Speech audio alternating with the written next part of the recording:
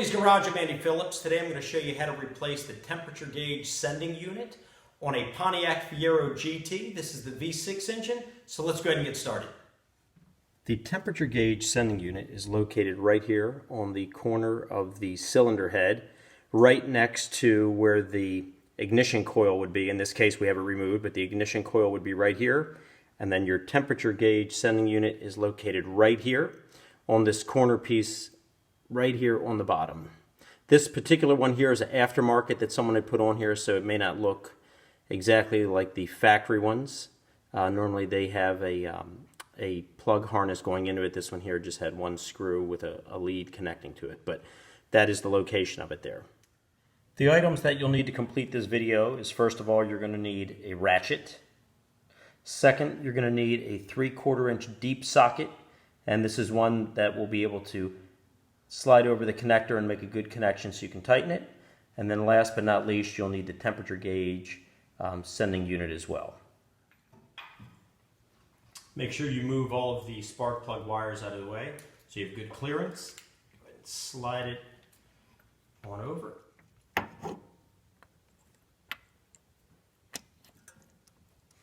This may be very tight. Depending how tight it is, you may have to use a breaker bar just to kind of break the initial contact there, so that way the ratchet can do its thing. But just take your time.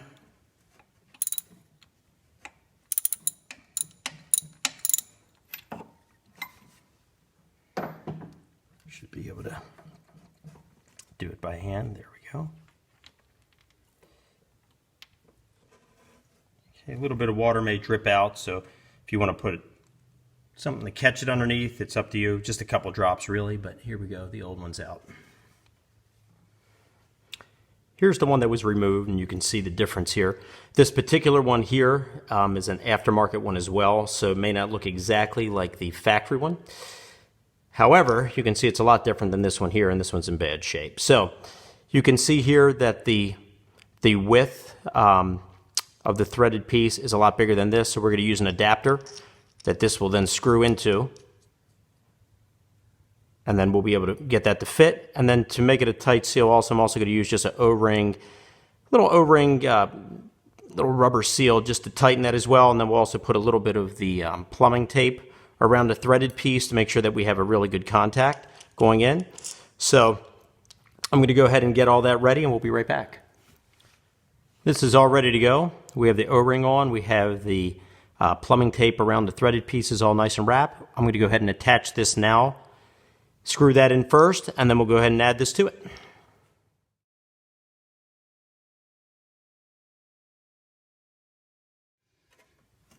Let's go ahead here. We're going to thread this in.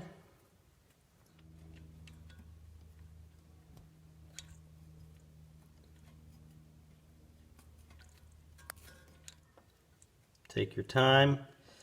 You don't want to strip it. Get a good contact with it.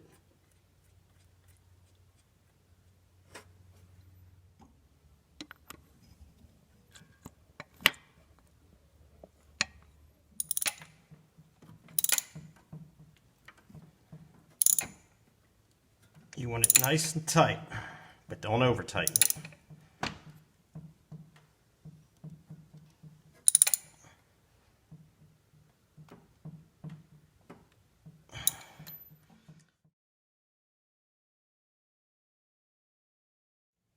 Getting ready to put the sending unit in. I put some plumbing tape on those threads as well so we get a good contact here when we go into that adapter.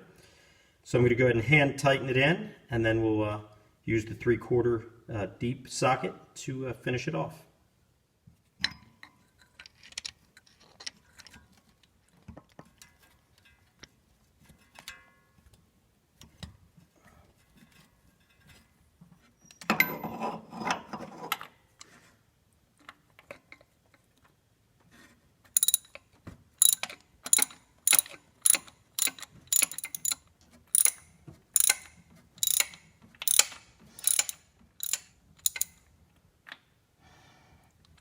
Okay, you want that tight, but as always, don't over tighten it.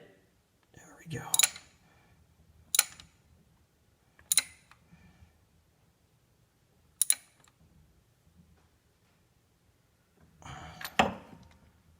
Okay, everything is on.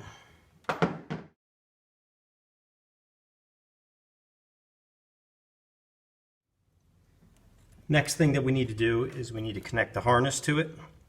You have the plug that goes in there with the 2 wires coming out. These were obviously modified, so they've been cut up, so I'm going to have to prep them so we can then hardwire them into the harness plug that goes in there, and then that should wrap this up. Okay, so this is the plug that we have here that connects into the sending unit. So you can see we have a lot here, so I'm going to go ahead and then splice it probably around here. We'll go ahead and strip the positive and negative wires, and then we'll locate the ones there, make the connection, and then plug that in.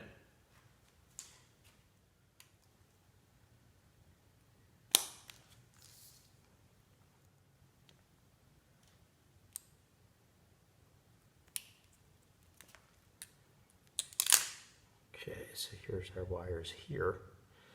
Let's strip a little more off.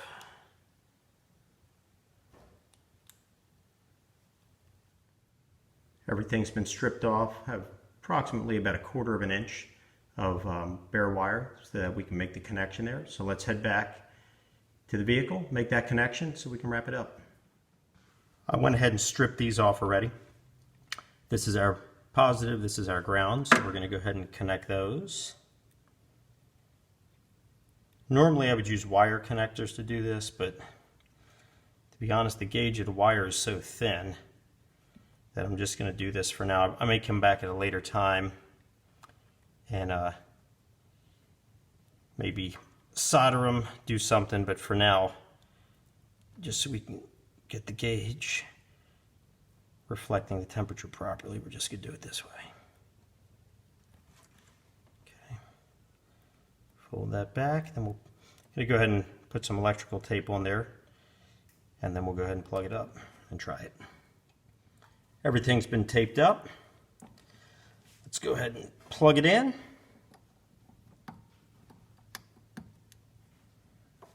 So we can try the gauge.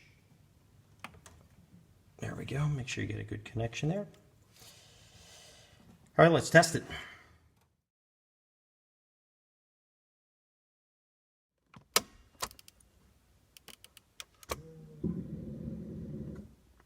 Okay, temperature is coming through fine.